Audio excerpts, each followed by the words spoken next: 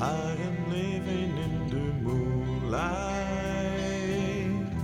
and I live my life this way. Now I'm older, I can see nothing more to say. The power some people hold in the world is immense, but there are only a few of them compared to the number of people at the bottom of the social ladder. Brothers of the world, unite. What nonsense. No, it's more like, just leave each other alone. Is there no place in the world where instead of destroying and bombing, people take care of things because they are often historically rich areas? No, what nonsense. I am currently debating whether I should stop, have a cup of coffee, and watch a bit of TV. But I actually don't want to stop because while I'm typing this, I'm also listening to my media player. I find it wonderfully relaxing. Typing while listening to music that I personally enjoy with headphones on because there are little ones upstairs. I used to do that when I was reading Jan Creamer. I always had my radio on, and yes, it was the 70s. I'm not a child of hippies. No, my parents are and were very conservative but progressive, and I definitely picked up a bit of the 70s vibe. The freedom we had to gain peacefully, which, through rock music and the then widely smoked hash and weed, led to the current society that was confronted with the first generation of guest workers. The new generation had to experience the transition from the separation of church and state, and also the first separations in the areas of table and bed. The shift from conservative to progressive, and nowadays often even excessive. The generation that grew up with the catechism and went to church every Sunday. The generation with sexual freedom as its flagship. The liberation of women, and I could list many more things. All these things shaped you as a youth, and which you could and were allowed to enjoy in freedom. I just realized I stopped writing for a while because too many thoughts were running through my head at once, making it difficult for me to concentrate. Since I realized that I won't keep my thoughts and ideas to myself anymore, I've been writing fervently and want everyone to enjoy it with me. Someone always has to start if you want to achieve something new. And is it really something new, or a repetition of someone or something? I want to show that there are many roads to Rome, and that not always the government, and perhaps even more important men, decide about my humanity and mainly my prosperity. I was always taught in school that the Netherlands was a welfare state and a care state.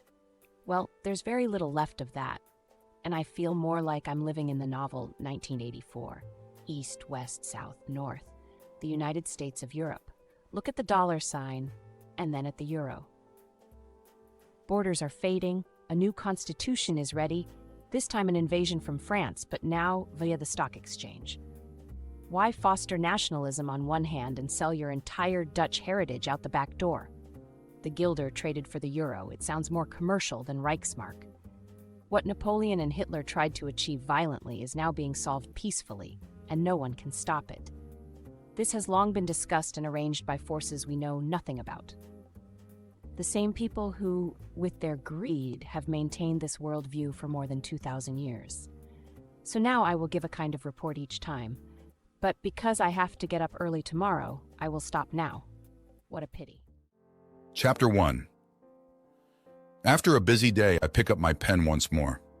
Today, I've reflected on what happened yesterday. After a good night's sleep and some contemplation, it has become increasingly clear what transpired yesterday. I mentioned that I had seen the light, and that's true, but not in the way most people think. Yesterday, I found my God. I had been searching for a long time. Very simply, there is no religious God. The only real God that exists is us, humanity. And why is that? We as humans are all made up of atoms. In fact, everything, including the universe, and the vast emptiness around it, consists of minuscule atoms. When we die, we all become atoms again, and all those atoms mix with the atoms around us, returning to people, Earth, the universe. That's why we instinctively know that we will never truly die and can calmly talk about reincarnation.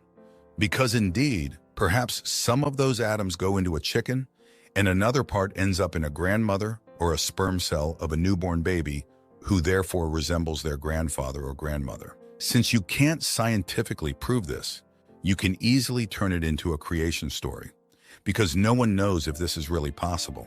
What I mean by this is that people once wrote a creation story that is so close to the science fiction of my idea that what I write down may later be depicted by some madmen or geniuses as the absolute truth. Decide, because you are the powerful consumer that The Hague fears, but who is heartily laughed at by the money-grabbing politicians currently ruling our country.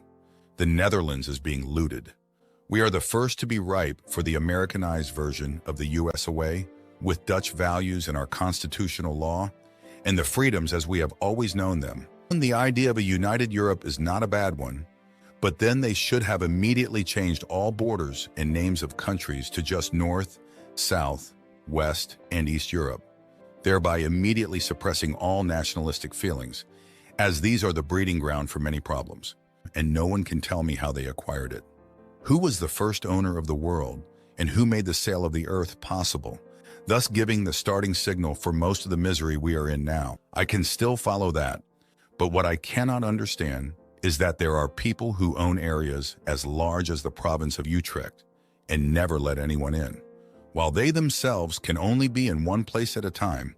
Possession can make one greedy, and the more possessions, the greater the power and the chance of self-glorification. They feel like gods, and what is theirs remains theirs. They rule over it. They possess that power and use it. Not that I am jealous, but how much does a person need to be satisfied? Where is the limit? How many millions, lands, shares, lives does one need to affirm their ego? If I could live a life with enough money to do and leave as I please, it would quickly stop at a few million. My family would come first, then my relatives and friends. Everyone could benefit from my fortune, those who consider themselves part of my circle of friends, and those I love. All the memories of my childhood, they will never fade away. Now I'm older, I can see they have taught me how to play.